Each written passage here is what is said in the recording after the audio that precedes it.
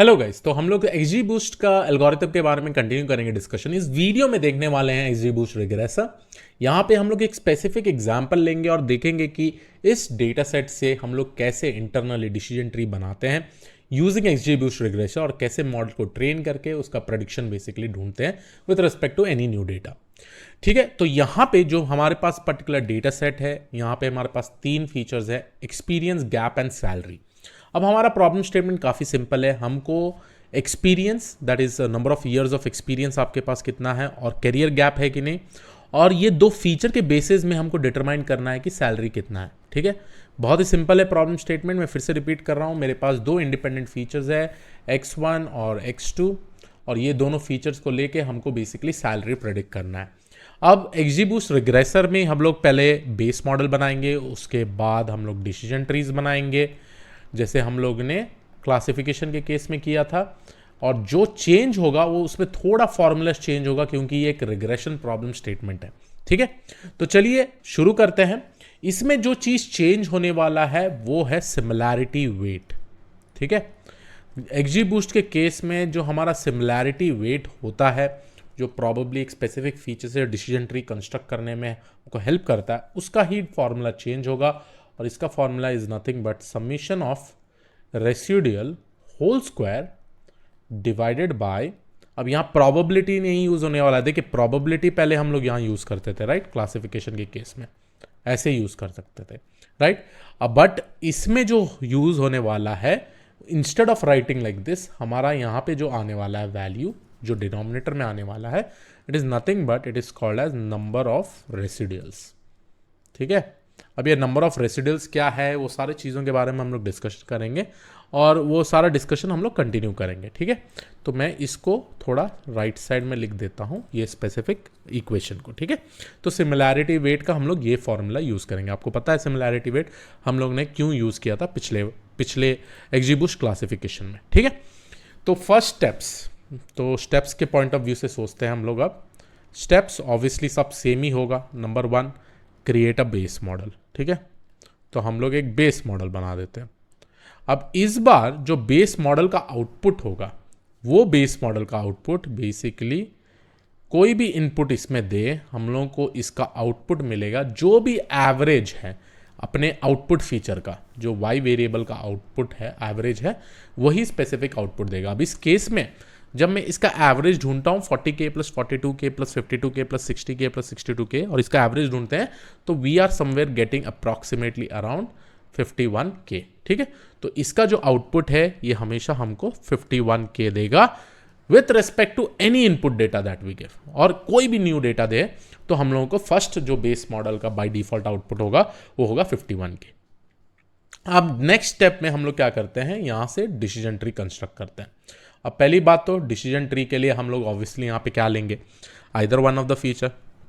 Let's consider कि मैं experience feature लेता हूँ। ठीक है, तो यहाँ पे मेरा हो जाएगा एक्सपीरियंस फीचर। अब एक्सपीरियंस फीचर के हिसाब से मैं क्या करूँगा, यहाँ पे डिसीजन ट्री बनाऊंगा।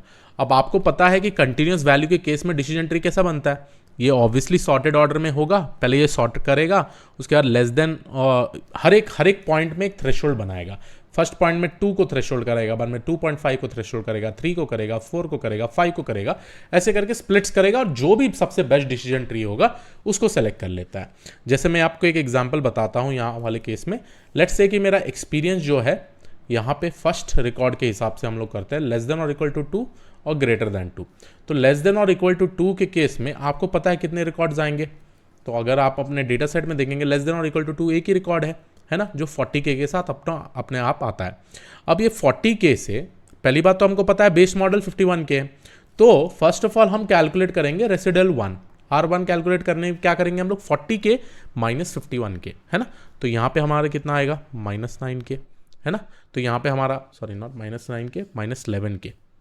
ठीक है, तो यहाँ पे आएगा मेरा -11K। अब हम लोग रेसिडुअल बना रहे हैं क्योंकि ये जो डिसीजन ट्री बनेगा ना, ये based on this experience and gap and output feature मेरा होगा रेसिडुअल, और वो रेसिडुअल कम होते जाएगा जैसे जैसे हम लोग डिसीजन ट्री सीक्वेंशियली ऐड करते गए। उसके बाद नेक्स्ट जो होगा यहाँ पर आएगा 9K, 42 माइनस 51 माइनस 9K है, ये है मेरा 1K, ये है मेरा 11K, ये है मेरा समवेयर अराउंड नहीं ये वाला है 9K, ये भी 9K ही आएगा शायद। ठीक है, ये 1K आ गया मेरा, और ये आ गया 9K, और ये आ गया मेरा 62 - 51, ये हो गया मेरा 11K। ठीक है, तो ये स्पेसिफिकली मेरा R1 का वैल्यू हो गया जो है रेसिडुअल 1। ठीक है, अब जो ये डिसीजन ट्री बन रहा है, यहां पे हम लोग अपना इनपुट फीचर जो है x1 x2 लेंगे और आउटपुट फीचर जो होगा R1 होगा। तो based on this we will go ahead and constructed. तो अब एक्सपीरियंस के कॉलम में हम लोग ने बेसिकली क्या किया, लेस देन और इक्वल टू 2 और ग्रेटर देन 2 किया, राइट, स्प्लिट, क्योंकि ये फर्स्ट रिकॉर्ड है मेरा, फर्स्ट थ्रेशोल्ड। यहां पे कितने वैल्यूज आएंगे, बहुत ही सिंपल है आपको पता लगाना, क्योंकि आपको यहां पता है कि कितने वैल्यूज टोटल है इधर, राइट। इधर अगर मैं जाके देखूं तो मेरे कितने वैल्यूज टोटल होंगे, यहाँ पे जितने भी रेसिडुअल्स में आ रहे हैं, -9 -11 -9 1 9 11। ठीक है, तो यहाँ पे मैं लिख देता हूँ -11 -9 1 9 11। ठीक है, तो ये मेरा पूरे के पूरे वैल्यूज हैं रेसिडुअल्स के। ठीक है, अब लेस देन और इक्वल टू 2 के लिए कितने बाकी होंगे, इधर -11, क्योंकि मेरा जो फर्स्ट रिकॉर्ड है वो -11 के है, राइट। और बाकी सारे रिकॉर्ड्स ये जो -9K 1K 9K 11K यहाँ पर आ जाएंगे। तो यहाँ पे मैं लिख देता हूँ -9K 1K 9 और 11। ठीक है, तो ये एक स्प्लिट हो गया। दूसरा स्प्लिट ये भी हो सकता है, देखिए इसके बाद क्या करूँगा, मैं यहाँ पे जाके सिमिलैरिटी वेट कैलकुलेट करूंगा और गेन कैलकुलेट करूंगा। सिमिलरली मैं नेक्स्ट वाला जो स्प्लिट होगा मेरा नेक्स्ट रिकॉर्ड का होगा, एक्सपीरियंस विथ लेस देन और इक्वल टू सेकेंड रिकॉर्ड का ले लेते हैं हम लोग। सेकेंड रिकॉर्ड में क्या था 2.5, राइट। तो यहाँ पे क्या आएगा मेरा लेस देन 2.5 ग्रेटर देन 2.5। अब यहाँ पे मेरा 2 स्प्लिट होगा। ठीक है, लेस देन और इक्वल टू 2.5 कितने रिकॉर्ड्स होंगे, -11 -9, और बाकी के जो रिकॉर्ड्स होंगे वो यहाँ आ जाएगा 1 9 11, है ना। तो इन दोनों में से जिसका भी इंफॉर्मेशन गेन हायर होता है वो वाला स्प्लिट सेलेक्ट हो जाएगा। ठीक है, तो चलिए कैलकुलेट वो भी कर लेते हैं आपके लिए, क्योंकि यहीं पर हम लोग सिमिलैरिटी वेट यूज करने वाले हैं। अब सिमिलैरिटी वेट फॉर इसके लिए चेक करते हैं। चलिए सिमिलैरिटी वेट यहाँ पे चेक करते हैं। तो ये होगा हमारा summation of residual square. Summation of residual square मतलब सॉरी रेसिडुअल स्क्वायर, यहाँ पर फॉर्मूला देखिए क्या है सिमिलैरिटी वेट का फॉर्मूला ये है। तो मैं इसको ही कॉपी कर देता हूं और यहाँ पे पेस्ट कर देता हूं। चलिए यहाँ पे पेस्ट कर देता हूं। ठीक है, मैं इसको यहाँ पे पेस्ट कर देता हूँ। ये है मेरा सिमिलैरिटी वेट का फॉर्मूला।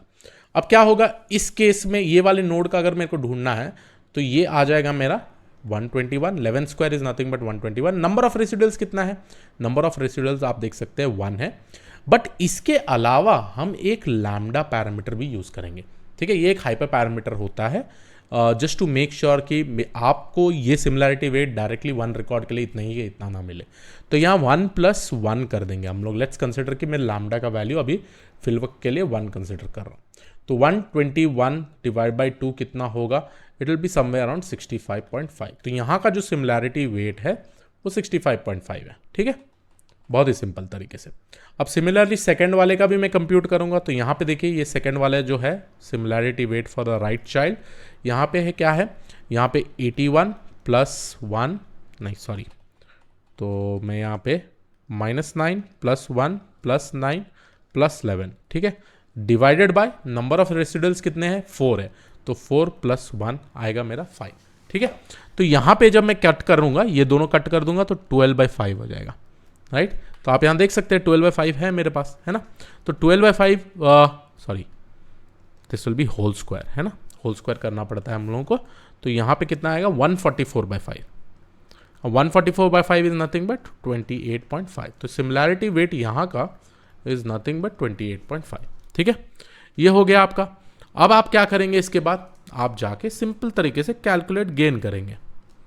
कैलकुलेट गेन, अब कैलकुलेट गेन करने के लिए क्या करेंगे, आप लेफ्ट वाला सिमिलैरिटी वेट 65.5 28.5। अब रूट नोड का जो आपको सिमिलैरिटी वेट आने वाला है आप जाके कैलकुलेट करिए। तो मैं ऑलरेडी कैलकुलेट करूंगा, इसका सिमिलैरिटी कर लिया हूं, इसका similarity weight is nothing but 0.16 root node का। सेम फॉर्मूला से आप करिए, देखिए -9 -9 कट हो जाएगा, ये और ये कट हो जाएगा। ठीक है, तो 1 divided by 1 2 3 4 5, 1 divide by 5 is nothing but 0.16। तो ये सब्ट्रैक्ट कर देंगे हम लोग 0.16 से। तो देखिए जो हमको टोटल गेन मिल रहा है ना इस केस में, इट इज समवेयर अराउंड 98.34। अब ये जो स्प्लिट का ओवरऑल गेन था 98.34, तो ये स्प्लिट का कितना होगा? लेट्स से कि ये स्प्लिट का मेरे को गेन मिल गया है 90, तो इन दोनों में से कौन सा गेन ज़्यादा है? ये गेन ज़्यादा है, तो हम ये स्प्लिट से चलेंगे। मैं वो आपको बताने की कोशिश कर रहा हूं कि ये डिसीजन ट्री कैसे यूज़ हो रहा है। और यहाँ पे देखिए, डिसीजन ट्री में हम लोग एंट्रोपी और गिनी इम्प्योरिटी यूज़ करते हैं, बट यहाँ पे जो इंटरनली डिसीजन ट्री में यूज़ हो रहा है उसको हम लोग सिमिलैरिटी वेट बोलते हैं। उसके बाद इंफॉर्मेशन गेन कैलकुलेट होता है, ठीक है। तो इस तरीके से हम लोग ने कंस्ट्रक्ट कर दिया। अब हम क्या करने वाले हैं, फिर से इसी चीज़ को हम लोग फॉरवर्ड लेंगे, ठीक है। यही चीज़ को मैं आगे ले लेता हूँ। लेट्स कंसिडर कि मैं इसको ही कॉपी करके यहाँ पे पेस्ट कर दिया, ठीक है। अब ये मेरे एक्सपीरियंस से पॉइंट ऑफ व्यू से आ गया पूरा का पूरा मेरा डेटा पॉइंट। अब ये फर्दर स्प्लिट होगा, है ना, या फर्दर स्प्लिट होगा, या लेट्स से कि ये वाला सेलेक्ट हो गया मेरा, ये वाला स्प्लिट भी ठीक है, ठीक है, ये वाला स्प्लिट सेलेक्ट हो गया। लेट्स कंसिडर, क्योंकि अभी इंफॉर्मेशन गेन तो मैंने इतना ही लिखा हो ना। लेट्स कंसिडर कि मेरा यहाँ पे गेन ना, यहाँ पे जो गेन आया है वो 95 आया, लेट्स से, राइट, 95 आया। तो ऑब्वियसली मैं ये स्प्लिट लूंगा, है ना, ये स्प्लिट लूंगा, ठीक है। तो लेट्स कंसिडर दिस स्प्लिट। तो पहली बात तो मैं क्या करता हूँ, इसको डिलीट कर देता हूँ। तो जो मेरा है बेस लर्नर, बेस लर्नर का आउटपुट क्या है? Obviously you know that it is only 51। Next जो जाएगा वो मेरे मॉडल को जाएगा, और यहाँ पे दो स्प्लिट होगा, लेस देन और equal to 2.5 and greater than 2.5। और यहाँ पे दो वैल्यूज आता है, -9, -11, 9 एंड 11, 1, 9 एंड 11। देखिए वही चीज़ है, देखिए वही कर रहा हूँ ना। और ये कौन सा सेलेक्ट हुआ था? एक्सपीरियंस सेलेक्ट हुआ था, राइट। इतना आपको क्लियरली पता है, ठीक है। अब फर्दर ये जो होगा स्प्लिट होगा, लेट्स से कि मैं नेक्स्ट वाला फीचर लेता हूँ यहाँ पे गैप। अब ये गैप से फर्दर स्प्लिट होगा, और गैप में यस और नो आउटपुट है मेरे हिसाब से, ठीक है। तो यहाँ पे लीफ नोड कहाँ बनेगा देखिएगा आप।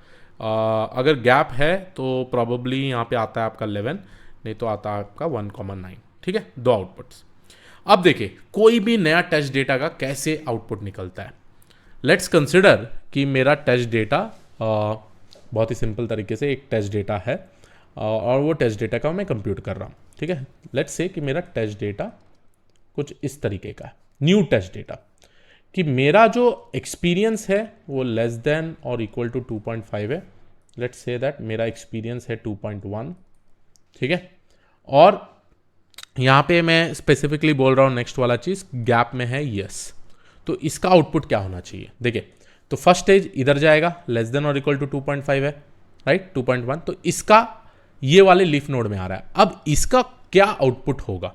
इसका आउटपुट कैलकुलेट करने के लिए बहुत ही सिंपल है, आप -10, -9, -11 को एवरेज फाइंड आउट कर दीजिए बस, राइट। ऐसे जब एवरेज फाइंड आउट करेंगे तो आपको आउटपुट आएगा, ठीक है, -9, -11 is nothing but -20, -20 divide by 2 is -10, ठीक है। तो ये आउटपुट आपका 20 आ गया। अब फर्स्ट आपका बेस लर्नर कितना आउटपुट दिया? 51, है ना। उसके बाद जो आपका डिसीजन ट्री आउटपुट दिया वो कितना दिया? -10। बट उससे पहले आपका अल्फा पैरामीटर ऐड होगा और मल्टीप्लाई होगा, और ये अल्फा क्या है? Alpha is my learning rate, और इसका वैल्यू क्या होता है? बहुत स्मॉल होता है। लेट्स कंसिडर कि मेरा अल्फा का वैल्यू है 0.1, ये -10, तो 51 माइनस 0.1 हो गया, ठीक है। तो जो भी हो गया इधर अपना है 50.9, ठीक है। तो इस तरीके से हम लोग स्पेसिफिकली कैलकुलेशन करते हैं, ठीक है। इस तरीके से हम लोग स्पेसिफिकली कैलकुलेशन करते हैं, ठीक है। अब सिमिलरली लेट्स से क्या है, मेरे पास एक नया डेटा है, my new data is having experience as 2.7 years, my career gap is yes और my career gap is no। तो मेरा आउटपुट क्या होगा? देखिए, फर्स्ट जाएगा बेस लर्नर में, बेस लर्नर का आउटपुट 51 प्लस अल्फा। नेक्स्ट वाले में कहाँ जाएगा? यहाँ देखिए, ग्रेटर देन 2.5 है 2.7, तो ये वाला पकड़ लिया रूट। कैरियर गैप में यस और नो है, नो है, तो ये वाला पकड़ लिया। अब इसका एवरेज करेंगे, 1 + 9/2 क्या है? 5 है, राइट। तो यहाँ पे जो आपका अल्फा है वो तो 0.1 और मल्टीप्लाइड बाय 5 आएगा, तो 51 + 0.1 multiplied by 5 which is nothing but 51 + 0.5, ठीक है, विच इज़ नथिंग बट 51.5। तो इसका आउटपुट आपको जो मिल रहा है नया डेटा का 51.5। बट ऐसे ही करते करते ना हम लोग बहुत सारे डिसीजन ट्रीज बनाना पड़ता है sequentially in order to perform well, ठीक है। और ये n number of decision trees आपको बना सकते हैं, बट इन शॉर्ट आप ये पता लगा पा रहे हैं कि आपका जो बेस लर्नर है वो कैसे डिसीजन ट्रीज को सीक्वेंशियली ऐड करते जा रहा है, ठीक है। तो आई होप आपको ये वीडियो समझ में आया गाइस। देखिए, with the help of Python and sklearn या XGBoost लाइब्रेरी यूज़ कर लेंगे, 2 लाइन का कोड है इसे इंप्लीमेंट करने के बाद इंटरनली आपको समझना है कि आपका डिसीजन ट्री कैसे बन रहा है, ठीक है। तो ये था तरीका। और आप सारे एल्गोरिथम्स में देखिए बूस्टिंग के टेक्निक्स के, अडा बूस्ट, ग्रेडियंट बूस्ट, XGBoost, इसमें थोड़े थोड़े चेंजेस हैं विथ रिस्पेक्ट टू फॉर्मूला और समथिंग एल्स, ठीक है। तो yes, this was it from my side. I hope you like this particular video and yes, this was it.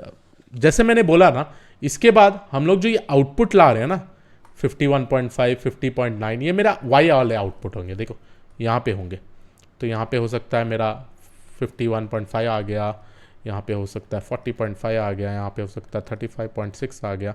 ऐसे ऐसे डिफरेंट डिफरेंट वैल्यूज होंगे। फिर से मैं R2 कैलकुलेट करूँगा, अब मेरा नेक्स्ट डिसीजन ट्री कंप्यूट हो जाएगा, जहाँ पे input feature X1 and X2 लिया और मेरा डिपेंडेंट फीचर R2 लिया।